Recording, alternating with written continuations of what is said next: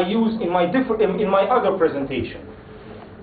I have a class called How to Talk to Anybody About Anything. Art of Communicating Face to Face. And I came up with this acronym. Talk. Talk to people. The first letter is T, and I say talk. Do talk to strangers. Do talk to strangers. And I go into a whole explanation about talking to strangers, and I have stories about it. I have examples. Do talk to strangers. Second one is A. Ask. Ask interesting questions. Ask questions. When you converse, you have to ask, well, you don't have to. Suggestion is ask interesting questions. L. What's next most important thing? Listen. Yeah! Listen to your conversation partner. It's even more important than talking. And I have examples about that. I was at the National Speaker Association meeting in Denver. And I got to talk, well, we got to talk, because professional speakers, that's what we talk. Networking is beautiful. You talk and talk and talk, you never stop. So I was in the hallway and I was talking to a wonderful lady, Ria. And we started talking about skiing. I'm a skier, she's a skier. Denver, Colorado is one of the best places to ski in the United States. Probably, I don't know about the world, but United States definitely. And she's an expert skier, and we talking about skiing. And then she says, I'm also a diver. The way she said, she was proud of it. You know, it's like an achievement. I mean, me, I'm not even a good swimmer. So forget about diving. So I had just one question. I said, are you certified? And I shut up for 15 minutes. That's it. I didn't have to talk about it.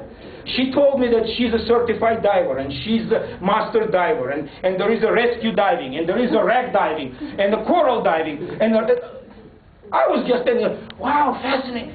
No kidding. Wow. That's it. That's all I had to do. Listen to your conversation partner. It was an interesting question, and I was listening. She was talking. Another one is K. Communicate.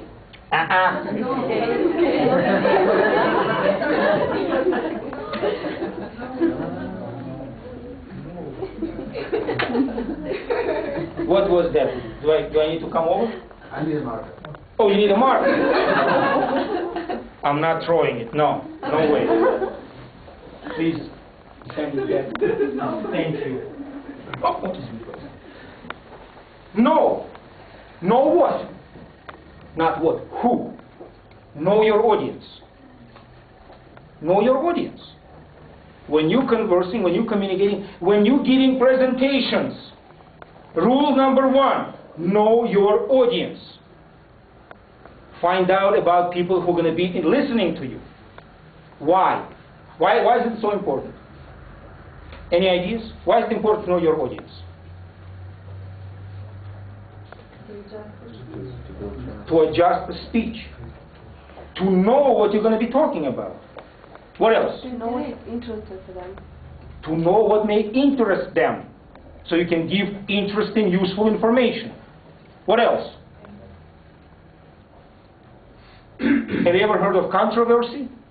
Controversial issues, controversial subjects, controversial questions? What are controversial issues, questions, subjects? Anybody knows? It has different opinions about it. Different opinions. Sex. Sex is one of the controversial topics or issues. Money, age, health, religion, politics, Sport. physical ability. You're having a good time over there. So, all these controversial issues and questions. My opinion is there are no controversial issues and or controversial questions. None. If you know your audience. Yes. I'm going to ask you to leave if you're going to behave like this. No, on a serious note, if you know your audience. Because controversial issue for one audience may be perfectly acceptable for another audience.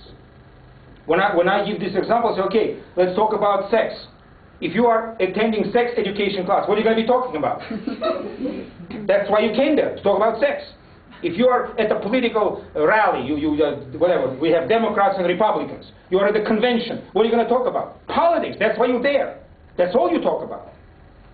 So there are no controversial questions or issues if you know your audience. Okay? So that's why it's so important. That's why you have to know your audience. Audience of 1 or 1,000. That's right. Same idea, same level.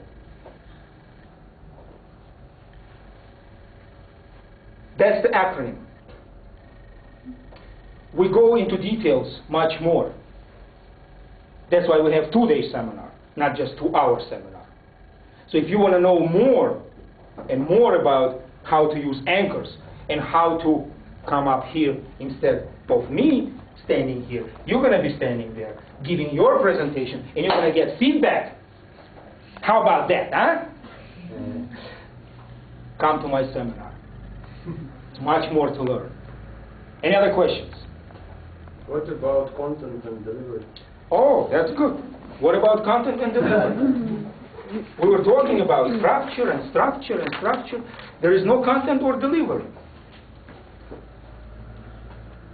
So we discussed we understand or we agree that structure is important. How important is delivery? Who knows number one mistake presenters do? Presenters do. Number one mistake. Or number one problem. Apologize, maybe. Presenters are the same. Sameness. And the same doesn't mean not energetic or boring. The same means the same. You can be very dynamic all the time. So if you're very dynamic all the time, you start being dynamic all the time. Because you become the same. It's boring. People switch off. What's the solution for people not to switch off? Variety. Variety. Change. Constantly change. Change your voice. Change your gestures. Change the activity. Change the PowerPoint. Turn it off. Turn it on again, if you have one. So, variety is the essence of the presentation. Sameness is enemy number one. And again, as I said, you can be dynamic and you become the same. It's boring. So delivery is also extremely important.